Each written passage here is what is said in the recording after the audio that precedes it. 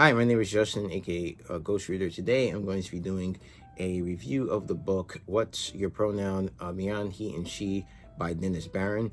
This book is published by Liver Right Publishing, which is a division of WW Norton Company. I'd like to thank them and Ned Galley for this book. And this book comes out on January 21st, so you can pick it up in stores then.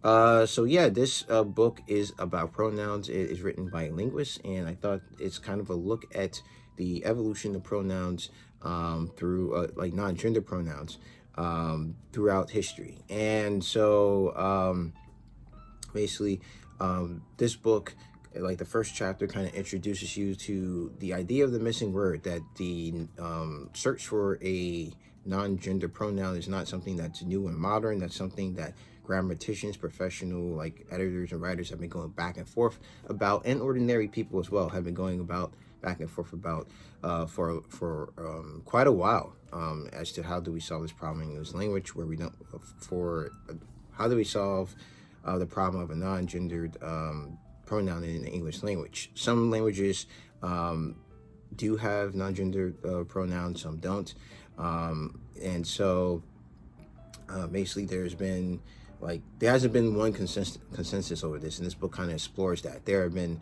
many proposals made. Some are more popular than others, and he looks at the politics behind pronouns. For example, with like he at one point was just assumed to mean he or she. However, women's rights groups were quick to point out that that wasn't always the case. For example, like when he was said like he shall pay his taxes, that meant men and women. However, when you put like he will be given the right to vote in the law, men would say like, no, that doesn't mean men and women, that means only men in this situation. So women were quick to point that out, and over time the gendered, or like he being for he or she, has like over time kind of lost its place as that pronoun to me, like both or ambiguous.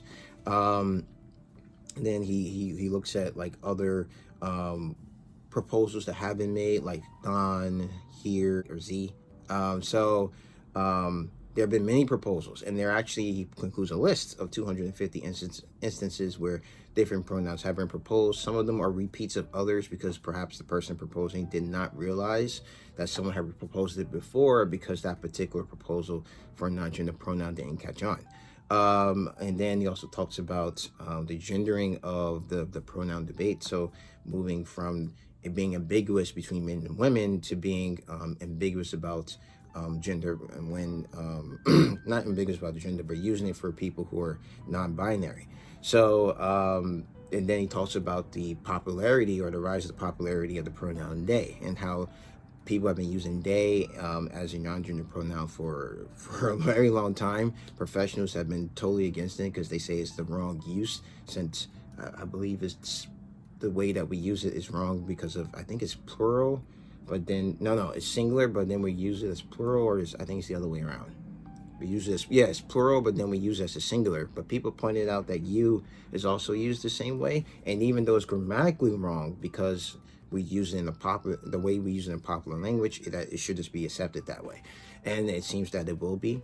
One thing that he pointed out in this book is that like changes like this, or to language, seem not to be something that people at the top, like professionals, hand down to people at the bottom, and then it becomes popular, because he shows examples of gender pronouns that have been non-gender pronouns that have been given down by professionals as like a proposal to this problem, and none of them have really caught on and have like exploded throughout like popular imagination where we all use them. Rather, it's going to be a lot of us using whatever word we choose, which seems to be the most popular at the moment. That will be what is known in the popular imagination and used in the everyday. Also, with that being said, it's also important to realize that not everyone we don't really need to always agree that this will be the one gender pronoun, because many people have different preferences for what non-gender pronoun they would use. Excuse me, I mean non-gender pronoun. Some people have their preferences for what non-gender pronoun they would use, or they don't have one at all. So it's really up to them to decide what they will be or will not be used, and that we should be respectful of their choices. But yeah, this book was a really good evaluation of pronouns, how they've been used, how they changed. It opened up to my eyes that the debate is a lot older than I thought. I kind of would have probably just traced it back to like the feminist, like second wave feminism in like the 60s and 70s, but this pronoun debate has been going on. I think the first public debate about it anyway, I think it was 1794, when a guy accused a women's group of using the pronoun they wrong, and it was like, excuse me, but there is no better way to say this. So it was really good. It was really interesting. Like I said, there's like, he includes like a long list of 250 instances where people have introduced new words to be used. He gives like a not only what the word is, but the date it was used, what publication it was used in, whether it was a letter or a newspaper where it's proposed, and maybe a little bit more about the context in which that pronoun, that proposed pronoun was given. So I think this is a really good book if we want to look into the evolution of non-gender pronouns in the English language, where we come from and where we are now, and what possibly the future looks like in this. And I thought it was just a really good book. So I give this a 4.5 out of 5 stars. So thank you once again, Norton Co, for letting me read this book, and hopefully I get more books from you guys. But that's it for me today. Let me know what you thought about my review down in the description box below.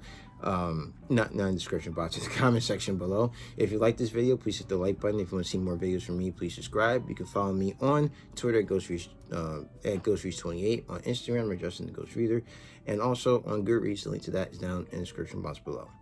So as always, keep reading.